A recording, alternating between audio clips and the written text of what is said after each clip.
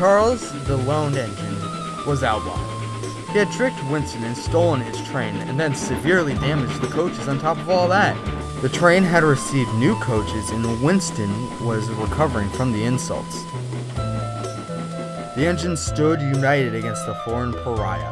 Charles, for his part, went around doing work quietly. His new crew didn't let him do anything foolish, or not included in the schedule.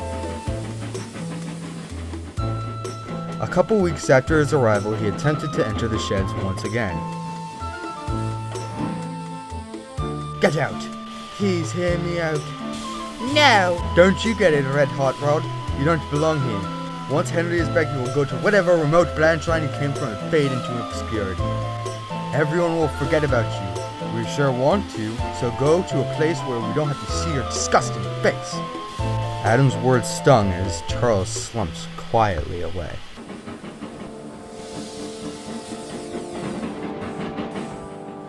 He shuffled into the old storage shed. You're back. They didn't even let me start. Of course they didn't. You insulted them. You made them look like fools. You acted like you controlled them. They hate you, and for all the right reasons. Yeah, he's right, Charlie. You can't just come into someone else's railway and order them around and steal and break their things. Oh God, when you put it like that, I really do sound bad. What made you think you were this important of a hotshot anyway? I used to pull the royal train for the king. I thought everyone in all of Britain heard it. Oh, so special of you. You'd be baffled about the amount of royal engines that have passed through this little dinky yard. Yeah, don't think you're so special, Rusty Red. With the trucks tormenting him, Charles fell asleep. The next morning, Charles was assigned to shunting duties while Percy was away. The March sun melted the snow from sight. Charles had soon shunted a train of vans for James.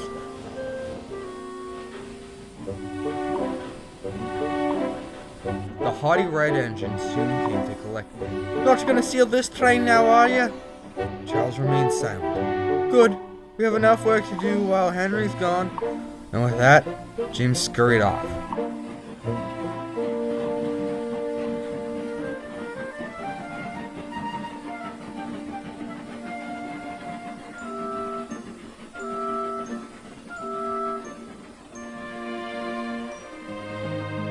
Meanwhile, Winston headed along the old branch line Lily used to work on. The rails creaked as they were hardly ever used nowadays. Occasionally, Winston came up the old line to store wagons at the old harbor. He was forced to stop before the mill station. Weeds had grown in between the rails and the crossing gates stood like a wall. We can't go any further. The gates are broken. Well, we can't go back either. The reverse is jammed. Great, I guess we're stuck. The fireman soon phoned the big station who dispatched Charles. He slipped down the old line to Winston's aid. The loaned engine arrived a little bit later and coupled up to Winston. You came? I thought you wouldn't want to help me. I can't ignore orders like that. Fair point, but if you had a choice, would you have come? Charles remained silent as they shuffled back into the yard.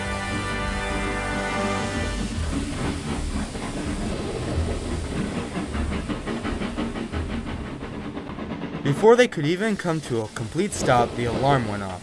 Run away, quickly, someone do something! Without hesitating, Charles jetted out to intercept James, who was flying into the yard.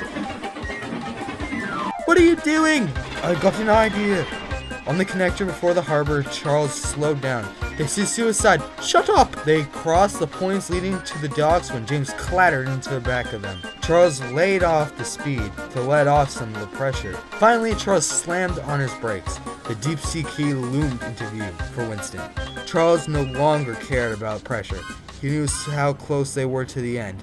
He slammed onto his brakes as hard as his old frame could manage. Finally, the cavalcade came to a stop, right in front of the buffers. Is it over? Yes, you can open your eyes now. Oh, phew. I thought I was going to go over the edge. Yes, and what were you doing coming in so fast? I forgot some of the vans at the junction. I turned around at Crosby to collect them. The trucks pushed me here, my crew fell out trying to stop the train. Yes, well, let's bring you two to the sheds for an inspection.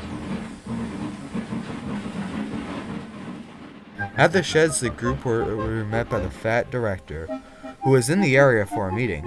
The group was being inspected for damages. I'm glad to hear that you are all okay. Charles, I'm very proud of your actions today. You've really made up for your abysmal behavior in the past. Yeah, you can sleep in the sheds whenever you want now.